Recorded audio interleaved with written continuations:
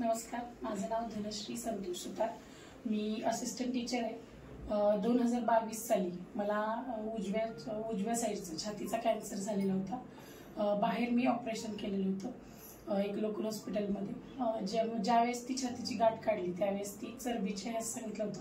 पुढे टेस्ट केल्यानंतर असं डिटेक्ट झालं की कॅन्सरची फर्स्ट स्टेज आहे. त्याच्यानंतर त्या डॉक्टरांनी आम्हाला अँको लाईफ कॅन्सर सेंटरशी कॉन्टॅक्ट करण्यासाठी सल्ला दिला. त्याच्यानंतर आम्ही या हॉस्पिटलमध्ये आलो. कॅन्सर हा शब्द ऐकल्यानंतर 1000 पटीनं टेन्शन वाढलं होतं. 1000 पटीनं, कारण की शब्दच खूप डेंजर वाटतो आधी. पण ज्यावेळेस पहिल्यांदा या हॉस्पिटलला आले त्यावेळेस तेजल मॅडमच्या ओपीडीला व्हिजिट केली. तेजल मॅडमच्या ओपीडीला व्हिजिट केल्यानंतर ते 1000 पटीचं टेन्शन जे होतं ते अगदी 100% आलं. म्हणजे जो कॅन्सर 100% नव्हता पसरला, 10% पसरलेला होता, पण मनावरती तो 1000%नी पसरला होता. त्याचं पूर्ण नेटवर्क जे होतं ते पूर्ण तेजल मॅडमनी कमी करण्याचा प्रयत्न केला, 100%वरती आणलं. त्याच्यानंतर त्यांनी रिसर्जरी केली आणि तिथून पुढे किमोसाठी आम्ही वाटेगावकर सरांकडे गेलो.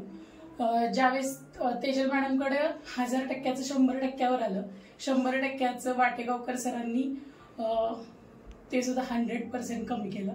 आणि आता मी माझ्या ट्रीटमेंटला पूर्ण होऊन 1.5 वर्ष झाले.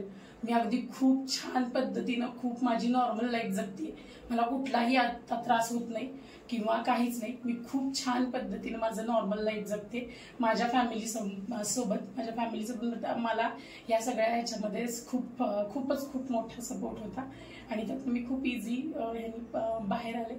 सगळ्यात खूप मोठे थँक्यू. हा शब्द खूप बारका आहे खरं तर, पण अँको लाईफच्या सगळ्या स्टाफला मनापासून धन्यवाद देते. कारण त्यांचा सपोर्ट सुद्धा खूप गरजेचा असतो. आल्यानंतर जे असतं ना, कशा आहात, छान आहात का, बरं वाटतंय का, हो छान आहे तुम्ही, खूप तुम्हाला बरं वाटणार आहे, हे जे आहे ते फॅमिली नंतर कोणी सपोर्ट केला असेल तर तो अँको लाईफनी केला. त्यामुळे खूप थँक्यू देशमुख सरांना पण आणि त्यांच्या ऑल टीमला. Thank you so much.